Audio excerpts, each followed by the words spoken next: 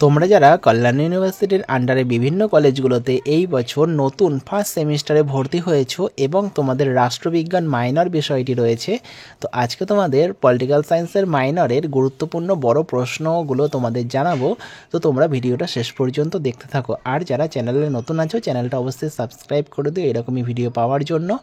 আর যারা যারা মনে করছো পিডিএফ কপিটা সংগ্রহ করবে, এর মধ্যে তোমরা 2 নম্বর, 5 নম্বর, 10 নম্বরের সমস্ত অধ্যায় থেকে সমস্ত প্রশ্ন উত্তর সহ পেয়ে যাবে।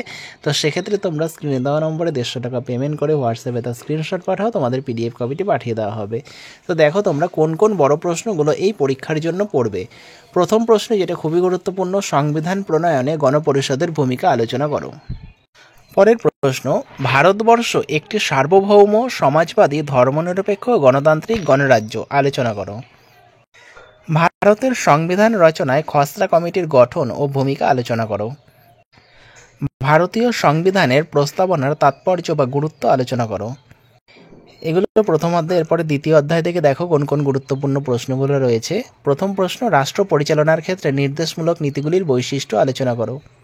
পরের প্রশ্ন, খুব গুরুত্বপূর্ণ একটি প্রশ্ন, মৌলিক অধিকার এবং রাষ্ট্রীয় নির্দেশমূলক নীতির মধ্যে প্রধান পার্থক্যগুলি উল্লেখ করো।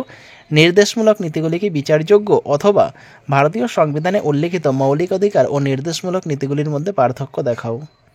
পরের প্রশ্ন, রাষ্ট্র পরিচালনার নির্দেশমূলক নীতিগুলির তাৎপর্য সংক্ষেপে আলোচনা করো, অথবা সংক্ষেপে নির্দেশমূলক নীতির গুরুত্ব আলোচনা করো, অথবা ভারতের সংবিধানে বর্ণিত রাষ্ট্র পরিচালনার নির্দেশমূলক নীতিগুলির তাৎপর্য সম্পর্কে একটি সংক্ষিপ্ত টিকা লেখো, অথবা বলবে রাষ্ট্র পরিচালনার নির্দেশমূলক নীতিগুলির তাৎপর্য আলোচনা করো।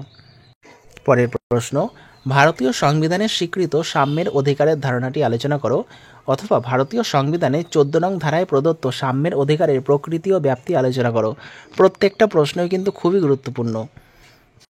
পরের প্রশ্ন দেখো, ভারতীয় সংবিধানের স্বীকৃত সাংবিধানিক প্রতিবিধানের অধিকারের ধারণাটি আলোচনা করো, অথবা ভারতীয় সংবিধানে উল্লিখিত শাসনতান্ত্রিক প্রতিবিধানের অধিকারটি সংক্ষেপে আলোচনা করো।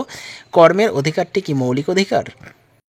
পরের প্রশ্ন, কর্তব্য কি, কবে এবং কিভাবে মৌলিক কর্তব্যগুলি ভারতীয় সংবিধানের অন্তর্ভুক্ত করা হয়? ভারতীয় নাগরিকদের মৌলিক কর্তব্যগুলি আলোচনা করো। এরপরে দেখে নাও তৃতীয় অধ্যায় থেকে কোন কোন প্রশ্নগুলো ভালো করে পড়বে। এই প্রথম প্রশ্নটাই খুবই গুরুত্বপূর্ণ, ভারতীয় যুক্তরাষ্ট্রের প্রধান বৈশিষ্ট্যগুলি কী কী, অথবা ভারতের যুক্তরাষ্ট্রীয় ব্যবস্থার যে কোনো 4টি মূল বৈশিষ্ট্য উল্লেখ করো, অথবা ভারতীয় যুক্তরাষ্ট্রের প্রধান বৈশিষ্ট্যগুলি কী কী, ভারত কি একটি আধা যুক্তরাষ্ট্র? পরের প্রশ্ন, কেন্দ্র ও রাজ্যের মধ্যে আইনজনিত সম্পর্ক ব্যাখ্যা করো, অথবা কেন্দ্র ও রাজ্যের মধ্যে আইনগত সম্পর্ক ব্যাখ্যা করো। পরের প্রশ্ন, ভারতে কেন্দ্র ও রাজ্যের মধ্যে অর্থনৈতিক ক্ষমতা বন্টনের রূপরেখাটি আলোচনা করো। আর্থিক অনুদান বলতে কি বোঝায়, অথবা ভারত ও কেন্দ্র রাজ্যের মধ্যে অর্থনৈতিক ক্ষমতা বন্টনের রূপরেখাটি বিশ্লেষণ করো। আর্থিক অনুদান বলতে কি বোঝায়, অথবা ভারত ও কেন্দ্র রাজ্যের মধ্যে অর্থনৈতিক ক্ষমতা বন্টনের রূপরেখাটি বিশ্লেষণ করো। আর্থিক অনুদান বলতে কি বোঝায়। পরের প্রশ্ন, পঞ্চায়েতি রাজ ব্যবস্থার কার্যাবলী আলোচনা করো।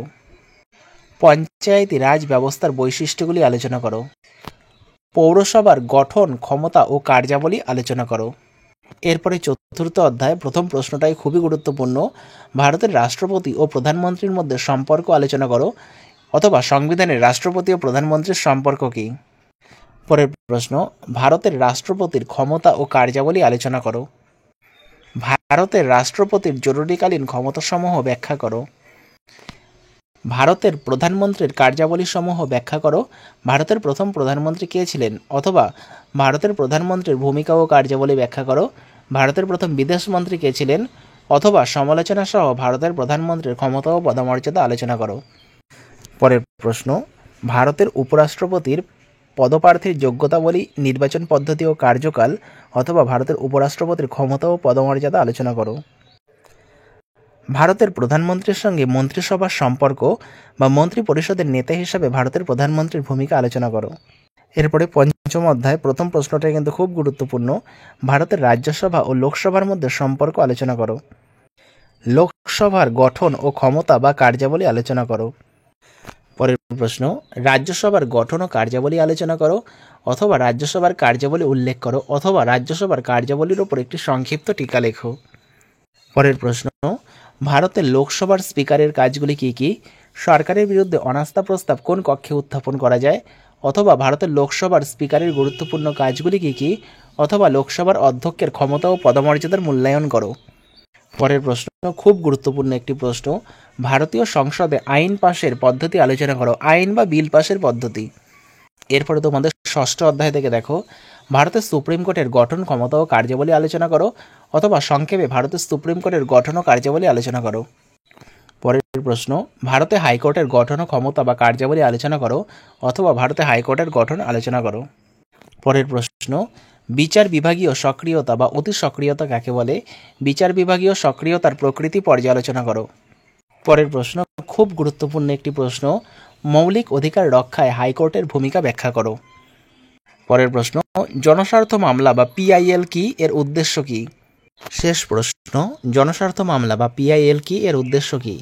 তোমরা এই প্রশ্নগুলো খাতায় লিখে ভালো করে মুখস্থ করে নাও, তোমাদের কিন্তু অবশ্যই এর মধ্যে থেকে কমন আসবেই। তো তোমরা যারা যারা চ্যানেলে নতুন আছো চ্যানেলটা অবশ্যই সাবস্ক্রাইব করে দিও।